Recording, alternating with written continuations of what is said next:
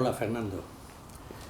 Eh, Llevas ya muchos años entre nosotros, ¿no? Yo creo que llegaste en torno a 2008 aproximadamente y yo recuerdo que viniste en un momento muy especial para la Comunidad de Madrid, ¿no?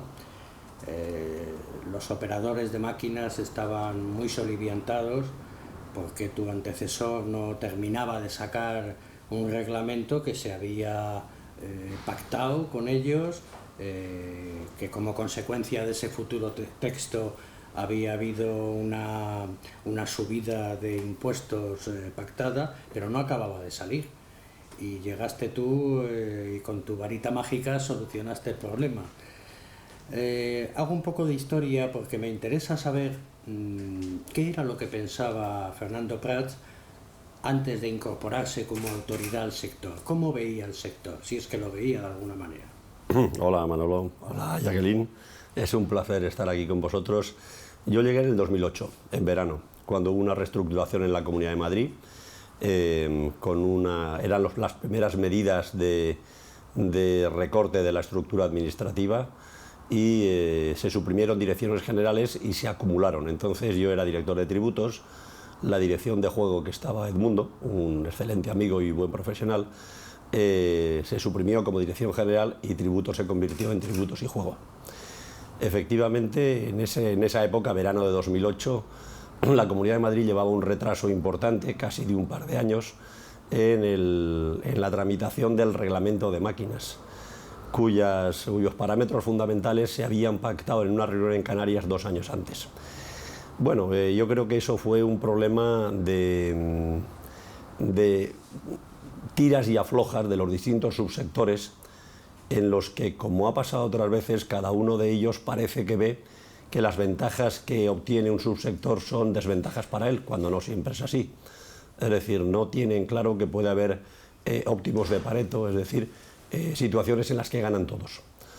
Entonces, efectivamente, cuando llegó Antonio Beteta como consejero, que fue en ese momento, recibió bastantes cartas en las que se decía que el sector estaba mal, que el sector se tenía digamos, había que arreglar el juego en Madrid, y yo creo que esa fue la primera misión que me encomendó el consejero Antonio Beteta, y era ver qué quería el sector y pacificarlo.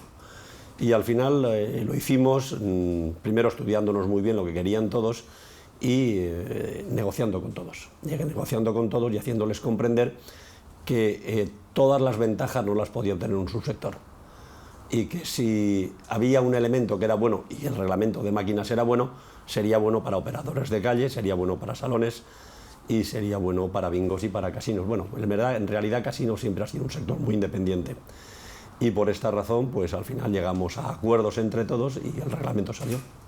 ¿Cómo veías el sector?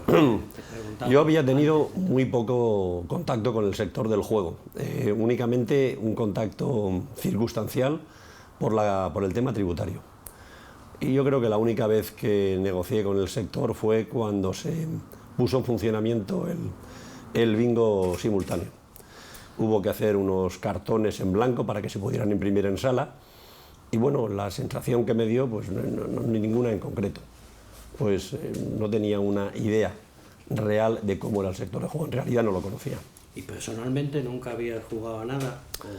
Sí? Pues muy poco, soy muy poco jugador. Creo que a las máquinas tragaperras he jugado alguna vez en mi vida, pero pocas. A los bingos no había ido nunca, a los casinos de visita, y sí, jugaba a las cartas. En los viajes que hacía en la empresa jugaba a la pocha y al póker a veces, pero a mí los juegos de dinero no me gustan. Al mus también. Bueno, y al mus valenciano, que es el truc, que es parecido, que es el truc. Bueno, pues vamos a un tema de máxima actualidad y Jacqueline hace su primera pregunta. Bueno, hablando del bingo, sabemos que hoy han desconvocado la concentración que tenían prevista los sindicatos a las puertas de la Dirección de Tributos. Y quería preguntarte qué pasa con el bingo dinámico, si se va a aprobar o no, y por qué lo ves tan indispensable ahora o tan necesario para el mercado. Bueno, la situación del bingo es peculiar porque desde hace al menos 20 años, desde el año 95, el bingo está cayendo de forma sostenida. Antes de la crisis, durante la burbuja, donde se suponía que éramos ricos durante la crisis y ahora que estamos saliendo. O sea, el bingo tiene una tendencia clara de caída a lo largo de los 20 años. Hemos pasado de unas 135 salas a 45 salas. Y de una forma constante el bingo pues no se recupera. Hemos tomado, que yo recuerde, 3 medidas para intentar salvar al bingo, porque lo fundamental desde mi punto de vista es que sigan existiendo establecimientos que den trabajo a la gente y que den también entretenimiento y ocio. La primera fue el bingo simultáneo, que fue una medida que se tomó yo creo que allá por el año 2002 o 2001, ya no recuerdo. Y que, bueno, ha tenido una vida razonablemente apacible, pero no ha sido la salvación del bingo. Después se aprobaron las máquinas B3 en el 2008, las máquinas B3 han funcionado bien, pero siguen sin ser el elemento que salve al bingo. Y la última modalidad que hemos aprobado, el bingo electrónico, está funcionando, está creciendo, pero todavía no tiene potencia suficiente para salvar al bingo. En estos momentos en Madrid, el bingo tradicional consume aproximadamente 400 millones de euros en cantidades jugadas en cartones. El bingo dinámico, que está en progresión, apenas llega a 30. Bueno, no tiene potencial, es menos de 10 veces el bingo tradicional, y el elemento que sigue siendo el definitorio del bingo es el bingo tradicional. El bingo dinámico fue una propuesta del sector que nos pareció razonable. Se trataba de hacer compatible bingo tradicional y bingo electrónico mediante un juego en el que de forma alternativa uno puede o jugar en pantalla, bingo electrónico, o imprimir. Sigue siendo bingo electrónico, pero la apariencia y la forma de jugar es la de un bingo tradicional. Eso, piensa el sector y pensábamos nosotros, puede traer sinergias, de forma que todo el mundo juega la misma partida. El problema que se está dando hoy es que el público del bingo tradicional es un público peculiar, quiere jugar en silencio, no quiere que haya ruidos en la sala. El público del bingo electrónico es un público joven. El propio bingo electrónico tiene señales, sonidos, luces y no compatibilizan bien y tienen que estar separados. Tal vez el bingo dinámico pues sea la solución que venimos buscando. Y desde ese punto de vista pues llevamos trabajando, yo diría que 1 año aproximadamente en el bingo dinámico, o tal vez más. El bingo dinámico, como todos los juegos nuevos, pues está sujeto a las opiniones de mucha gente y la tramitación fue difícil. La primera puesta de manifiesto la hicimos el verano pasado, hace aproximadamente 1 año, y bueno, a la vuelta de vacaciones vimos las observaciones, sacamos un nuevo texto, pero estaba tan modificado, casi a la altura de las Navidades, un poco antes, que tuvimos que dar una segunda puesta de manifiesto. Eso nos robó unos meses importantes. Y después, estamos hablando ya del mes de febrero, pues nos encontramos con que los sindicatos manifestaban una oposición bastante frontal al bingo dinámico. La razón que ellos aducían es que el bingo dinámico, en la medida en que se imprimieran los cartones en sala y no se vendieran en mesas, iba a suponer pérdidas de puestos de trabajo en las salas de bingo, y desde ese punto de vista pues quisieron llegar a un acuerdo con los empresarios que garantizase los puestos de trabajo. Estuvieron negociando, tuvimos bastantes reuniones con unos y con otros, ellos negociaron entre sí durante varios meses y el acuerdo se consiguió a finales de abril, el 19 o el 20 de abril. Desde entonces quisimos ultimar la tramitación de la orden, pero las elecciones se nos habían echado encima. De forma que al día de hoy tenemos todos los trámites de la orden hecha, pero falta uno, que es el informe del servicio jurídico, y bueno, hasta que el informe del servicio jurídico no esté y este sea favorable, la orden no se puede firmar, o sea que en estos momentos lo que estamos es pendiente de un trámite. También es verdad que a estas alturas cualquier medida que se quisiera aprobar, en concreto una medida normativa como la orden, debería contar razonablemente con el visto bueno pues de la candidata del Partido Popular, claro, en el supuesto de que sea el Partido Popular el que gane las elecciones, porque si es otro partido el que gana las elecciones, pues tendría que dar de alguna forma también el visto bueno el nuevo gobierno. Y esa es la situación actual. Fernando, en este ponerse de acuerdo, ¿en algún momento se ha tenido en cuenta las opiniones de los jugadores directamente? No, aquí nunca han venido los jugadores y tampoco he tenido contactos con asociaciones de jugadores.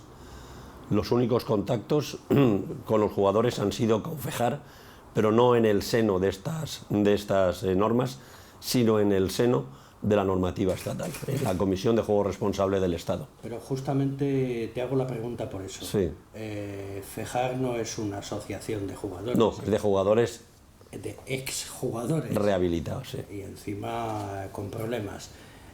Como autoridad en el juego, como autoridad de la administración autonómica en el juego, ¿no echas de menos la falta de alguna instancia en la que los jugadores sociales, sanos, sin problemas, opinen sobre el juego? Bueno, el haber llegado tarde al juego, es decir, yo no llegué al juego cuando se despenalizó en el año 78, ni cuando el juego era una actividad que, aunque fuera lícita, estaba mal vista por la sociedad. Yo he llegado al juego cuando la sociedad acepta perfectamente que el juego es una actividad de ocio más, que tiene algún peligro y que, bueno, hay que ser cuidadosos, pero que no tiene esa carga negativa que tuvo hace 20 años. Entonces, el haber llegado ahí tiene la ventaja de que la percepción que tengo yo del juego es distinta a la regulación del juego. Yo creo que los reguladores no somos empresarios de juego, ni tenemos que establecer a qué juegos se juegan y a qué juegos no se juegan. Eso lo tiene que hacer el empresario, tiene que de alguna forma optimizar su oferta para lo que quieren recibir los jugadores o sus clientes, o como les queramos llamar. Y nosotros estamos aquí más bien como una instancia de orden público para dos razones. Primero, para asegurar el juego limpio, eso es fundamental. Y segundo, para proteger de alguna forma a la gente más débil. Es decir, prohibir el juego de menores y también pues impedir el acceso a las salas de juego a las personas que nos lo pidan o a aquellos a los que los jueces les impongan esa medida cautelar. Por tanto, si yo pensara que las administraciones o que los reguladores tenemos que desarrollar los juegos, pues sí, echaría en falta un estudio de mercado, que no sé si estabas pensando en eso. Es decir, ¿qué piensa el jugador? ¿Qué le gusta? Pero como yo creo que eso lo tienen que hacer los empresarios, nuestras instancias, ahí son los empresarios. Si ellos dicen que esta modalidad de juego va a tener éxito, pues yo entiendo que ellos han hecho lo necesario para saber que va a tener éxito. Sin duda, lo que pasa es que yo opino que existe cierta limitación porque conocéis la opinión de los jugadores a través de los empresarios y esa opinión puede estar matizada, distorsionada o puede ser tan subjetiva como que les interese a ellos determinadas cuestiones. No, yo creo que existe una limitación a la hora de hacer una normativa o de velar por su cumplimiento o de ver los frutos que esa normativa tiene en los mismos locales de juego, ¿no? Donde se juega y con jugadores normales. Bueno, esto es lo que yo opino. Yo no sé si tú luego podemos ampliar. A ver, Manolo, sin duda, si hubiera una asociación de jugadores, aparte de las asociaciones de jugadores de azar rehabilitados, les oiríamos, claro. El problema es que no existe, que yo sepa. No existe esa asociación de jugadores. Pero por otra parte, déjame que insista en el tema del comportamiento racional de las personas, que yo creo que es el faro que nos guía. Es decir, el empresario de juego tiene, como todos los empresarios, un objetivo, y es que su empresa funcione. Y si funciona su empresa, él gana más dinero, crea más trabajo y me paga más impuestos. Entonces yo creo que si él quiere que su empresa funcione y ve que el mercado cambia o los jugadores cambian, pues él deberá razonablemente adaptar sus juegos o las modalidades de juego o los tipos de juego que oferta a lo que están demandando las nuevas generaciones. Sí, Fernando, pero eso si estuviéramos hablando en un mercado en el que existiera competencia real. En el caso de la Comunidad de Madrid no hay problemas con las máquinas en los bares, no hay problemas con los bingos ni con los salones, pero no existe una competencia real, por ejemplo, con los casinos, ¿no? Entonces, ese objetivo con el que yo estoy de acuerdo, las empresas existen para tener el objetivo de ganar dinero, de dar beneficios, ¿no? Ese objetivo puede tener un precio a veces que no sea adecuado para los propios usuarios, y yo creo que ahí la administración sí debería intervenir. No sé qué opinas. A ver, en la Comunidad de Madrid efectivamente, salvo en casinos, existe libertad de empresa. A diferencia de otras comunidades, en la Comunidad de Madrid no tenemos contingentadas las máquinas, es decir, que la instalación de máquinas es libre para los empresarios y, curiosamente, durante muchos años las máquinas se han contingentado solas. Hemos tenido 30.000 máquinas, ahora tenemos unas 22.000 como consecuencia de la crisis, pero hay un número que, al parecer, es el número que los jugadores de la Comunidad de Madrid admiten, más no se instalan. Lo mismo pasa con los bingos, con la excepción que decía antes de que el bingo está cayendo. También con los salones, aunque a diferencia de los bingos los salones están creciendo incluso en la época de crisis, y con las empresas de apuestas. Por ejemplo, yo recuerdo en el año 2008 estaba recién aprobado el reglamento de apuestas y en la primera feria de Feria Interazar, que por cierto es una maravilla de feria, había, al menos que yo recuerde, 8 grupos extranjeros que se interesaron por las apuestas y que tenían la intención de establecerse en Madrid. Bueno, se establecieron 5 y ahí se acabó, porque parecía que el mercado no daba más de sí. Después se marchó 1, 4, ahora hay 2 más, 6. Es decir, yo creo que el mercado funciona y creo que hay una competitividad razonable. No hay cárteles que yo vea, no hay uniones que puedan, digamos, alterar el mercado, salvo en el caso de los casinos, donde es un tema que, como consecuencia del origen, digamos, penalizado del juego, está sujeto a aprobación del Consejo de Gobierno. Es decir, un empresario no puede decidir poner un casino, sino que es el Consejo de Gobierno el que planifica, es la única actividad planificada que queda. Yo creo que eso es un residuo y que antes o después caerá. Y sobre casinos, ¿nos puedes comentar qué tal van las salas apéndice? Si realmente está habiendo canibalización con las salas de juego y bingos. Los casinos nacieron en España con una normativa, digamos, peculiar. Seguramente por razones más morales que de negocio se exigió que los casinos estuvieran fuera de las capitales, a una distancia entre 30 y 40 kilómetros. Eso hizo que en Madrid, por ejemplo, el primer casino Torrelodones pues estuviera en Torrelodones, creo que es el kilómetro 30 y tantos de la carretera de La Coruña. 29. Y el segundo casino pues es el de Aranjuez, que también está a una distancia un poquito menor. Pero así pasaba en toda España.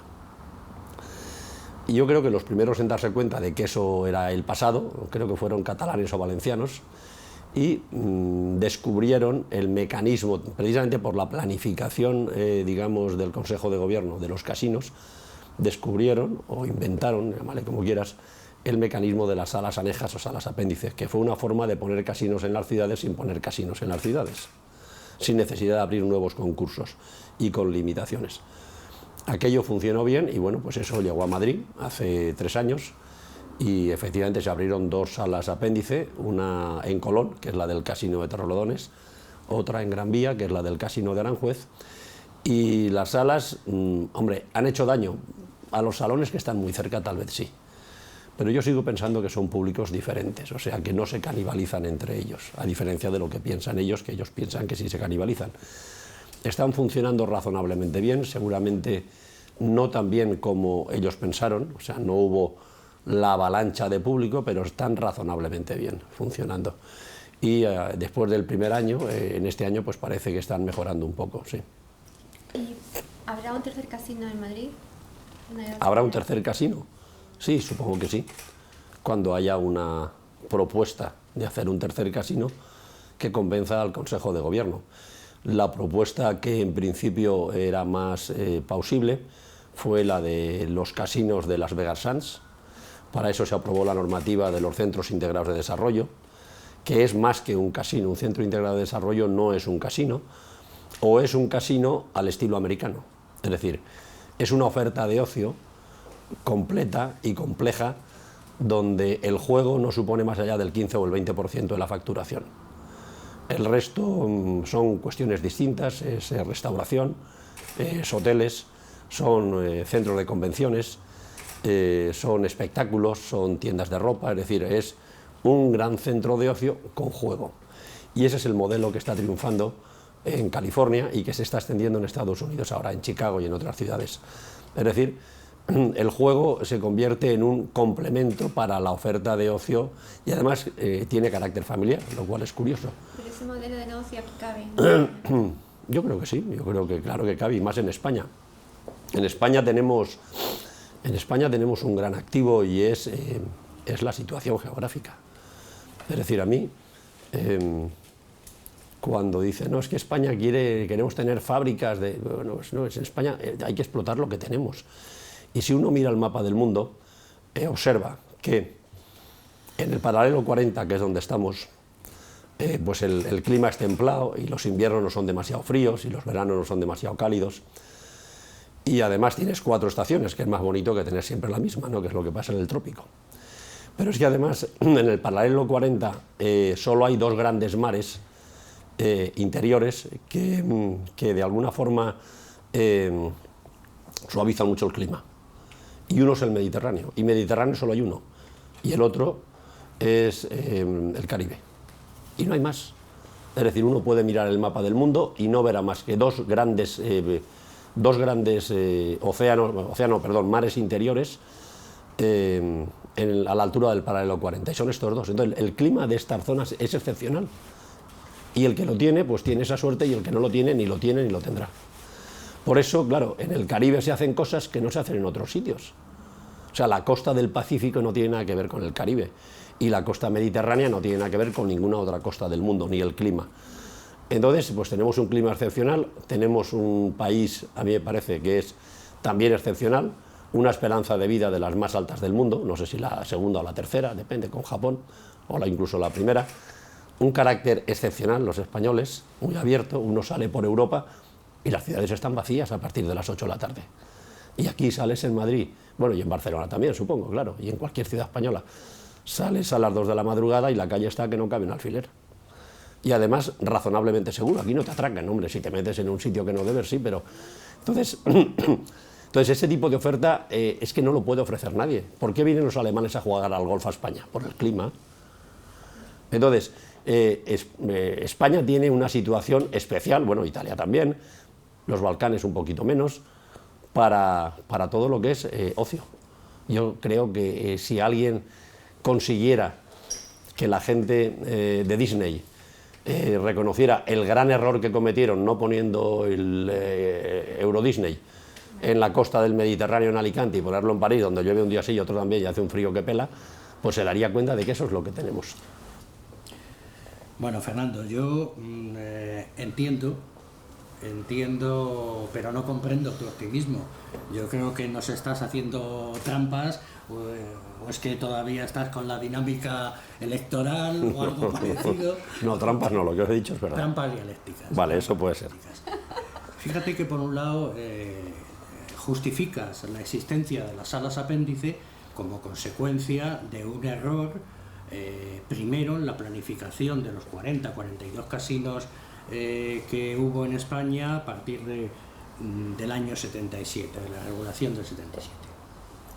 Es verdad que se planificó mal, pero se planificó mal fundamentalmente porque en aquella legislación absolutamente paternalista, se hablaba de los casinos como gran oferta turística donde iban a ir masivamente los turistas.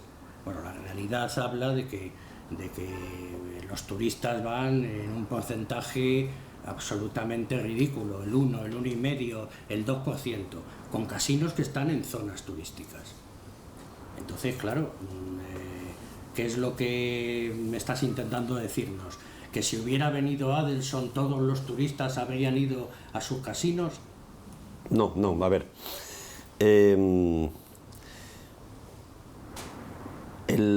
Digamos, la oferta de casinos ha cambiado en el mundo y por tanto en el año 80 no había nadie que tuviera la visión suficiente como para saber lo que iba a pasar. Y lo que ha pasado, por una parte, es que la imagen que tenemos, digo la imagen porque yo no estaba allí, la imagen que tenemos del juego en Las Vegas, que era la cuna del juego, o la meca del juego, en los años 50, era una oferta exclusivamente de juego, casi exclusivamente para hombres y poco más. Las propias Las Vegas cambian en los años 80. Hay quien dice que, digamos, que la primera persona que tuvo esa visión fue Adelson, yo no lo sé. Pero ya el juego en Las Vegas no es el juego para hombres que era en los años 50, es un juego familiar. Es un juego donde una buena parte de los 60 millones de visitantes que tienen Las Vegas son americanos, que van a pasar una semana en familia con sus cónyuges y con sus hijos a Las Vegas, lo cual cambia radicalmente la percepción que tenemos del juego de los años 50-60. Y ya las propias Las Vegas empieza a transformarse en una especie de parque temático. Bueno, esa evolución que se hizo en Las Vegas porque era la meca del juego, los casinos españoles se quedaron antes. Los casinos españoles ofrecen juego y un poco de espectáculo, y de un tamaño reducido. Los casinos de California tienen el desarrollo grande 10-15 años. Sí, no podían saber lo que iba a pasar. Sin duda. Pero es que ese no es el modelo que tiene el casino de Colón o el casino Gran Vía. No, claro, no. Luego no es una justificación para darles una sala apéndice. A ver, lo de la sala apéndice, a ver, cuando estamos hablando, por ejemplo, la oferta que hizo Adelson de invertir 6.000 millones de euros en la primera fase y 6.000 en la segunda y 6.000 en la tercera, era una oferta brutal. En España la única inversión de carácter civil, y es pública, de esa magnitud es la T4. Y es que es una inversión brutal. Lo que parece que está funcionando por el mundo son casinos más regionales, no grandes centros como Las Vegas o como Hong Kong o en China. Son centros más regionales donde lo que se hace es una oferta fundamentalmente de ocio, con un poco de juego. Sí, yo estoy de acuerdo. Entonces, pero esa oferta implica unas inversiones importantes, es decir, estamos hablando no de 6.000 millones, pero sí tal vez de 500 o 1.000 millones de euros. Perdona que te interrumpa, sí. Es que si no, ¿existe alguna oferta concreta a día de hoy para hacer una instalación de este tipo en la Comunidad de Madrid?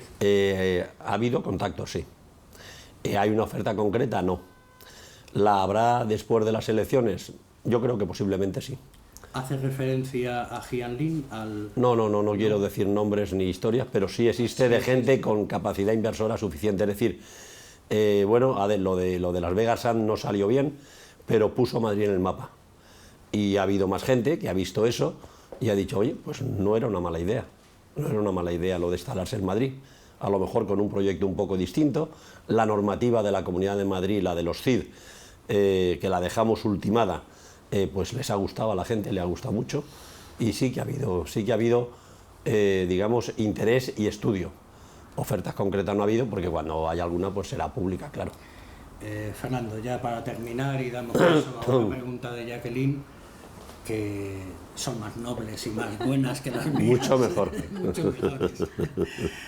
Fernando, dicho en pocas palabras, yo no puedo tener un casino en Madrid a no ser que me gaste 500 o 1.000 millones en vez de los 20 que se ha gastado el señor Escolano o el señor Collazo. A ver, en estos momentos lo de las salas anejas no era un remedio del modelo de casino americano, era una solución para unos casinos que estaban fuera de Madrid por imperativo de la ley, ¿no? Y que en otras ciudades, Barcelona y Valencia, había funcionado bien, y en Alicante. Y por tanto eso era una especie de corrección de una normativa que en su día, pues, o que se ha quedado obsoleta. Una normativa que otorgaba las licencias durante 10 años, no lo olvidemos. Sí, claro. Y que en ningún caso iba a bloquear instancias posteriores. En estos momentos, hombre, el gobierno de la Comunidad de Madrid, el que salga de las elecciones, pues puede hacer una planificación de casino, digamos, al antiguo estilo. El último casino que se planificó en Madrid fue el de Aranjuez, estamos hablando del año 2002, se puso en funcionamiento en el 2006, Y es que yo creo que ese modelo ya no funciona. Entonces, el modelo de los CID, con inversiones mucho más grandes, porque son grandes centros de ocio. Claro, ¿por qué Madrid es Madrid, o España, y Madrid dentro de España, un sitio atractivo? Pues porque si tú vas a llevar de vacaciones a todos los directivos de Coca-Cola, no te los vas a llevar a Suecia en pleno invierno que se te mueren de frío, te los traes aquí. Y aquí tienes muchas cosas más que ofrecerle. Pero en Madrid no hay sala de convenciones para 5.000 personas, o no hay hoteles con 3.000 habitaciones. Y ese tipo de cuestiones es lo que se están planteando. Por eso Madrid aprobó la normativa de los CID, porque un CID es eso, es una gran inversión en ocio con juego. También es posible, como se ha publicado en la prensa, una gran inversión de ocio, pero sin juego. Lo que se está hablando de campamento, esa es otra historia. Bien, entonces, una inversión de ese tipo no se puede sacar a concurso porque no... A ver, los poderes públicos no pueden decir quiero hacer una inversión de 2.000 millones en cualquier ciudad de la Comunidad de Madrid, la que se te ocurra. Pues no va a haber empresarios. Normalmente, por eso el mecanismo del ORCID lo que dice es el empresario que tenga una oferta que hacer, que nos la haga. Nosotros la estudiamos y si es de interés regional, entonces sacamos el concurso. Ojo, la idea parte del empresario, pero el concurso es público y se puede presentar cualquiera. Por tanto, si tú quieres hacer un casino, pues o bien haces una propuesta de un CID, que creemos que es el futuro, o cuando salga una propuesta de un CID con juego te presentas, pero estamos hablando de cantidades muy elevadas. Claro, yo no cuestiono esa fórmula y además me parece bien y creo que es un avance para la industria e incluso desde el punto de vista del jugador. Lo que estoy cuestionando es lo otro. Yo no tengo ni 1.000 ni 20, pero si tuviera 20 me gustaría tener un casino, ¿por qué no? ¿Por qué no? No estoy en contra de que existan desigualdades, lo que estoy en contra es de que existan, de hecho, instrumentos que impidan la libre competencia. Ese es el... Bueno, a ver, el juego siempre ha sido, no solo en España, no vayamos a creer que esta especie de puritanismo es específicamente español. En todo el mundo, en Europa incluido a día de hoy, el juego siempre es una actividad peculiar. Y por tanto muchas de las directivas y normas europeas excepcionan el juego por razones de orden público. Y dice, esto debería ser así, pero será lo que quiera la autoridad regional o nacional que tenga las competencias. Son muchas las voces que dicen que yo ahí no puedo, darte una opinión más fundada porque no la tengo, pero son muchas las voces que dicen que es imprescindible en determinadas modalidades de juego planificar la oferta. Y así como se entiende que la oferta de bingos puede ser ilimitada, que nunca lo es, porque al final el propio mercado se regula, los poderes públicos en España y en la mayoría de Europa han entendido que los casinos tiene que ser una oferta regulada. Y en la medida en que está regulada, pues los poderes públicos optan por la oferta que les parece más atractiva.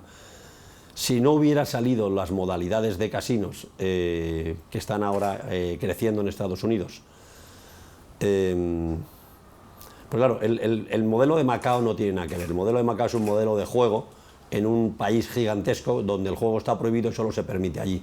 Eso no es exportable a Europa. Pero el modelo California sí. California tiene casi los mismos habitantes que España, es mucho más rica, por supuesto, tiene una superficie un poco más pequeña, pero muy parecida, y el modelo que hay de carácter regional que allí funciona puede funcionar aquí, y allí hay docenas de casinos que están disparados, casinos que empezaron con inversiones como el Pechanga de 500 millones de euros, están ya pues aproximadamente en los 4 o 5.000, han ido creciendo. Entonces claro, si el sector público ve que esa oferta es posible, pues puestos a optar a sacar un concurso, saca un concurso a esa oferta y no a una mucho más pequeña. Bien, no vamos a seguir incidiendo en esto y solamente me gustaría, si es posible o en la medida de lo posible, que nos dijeras si esos contactos que habéis tenido para una instalación de este tipo son con una empresa española o extranjera. Hasta donde yo sé, los inversores son extranjeros. El inversor fuerte es extranjero y siempre viene en contacto con alguien de España.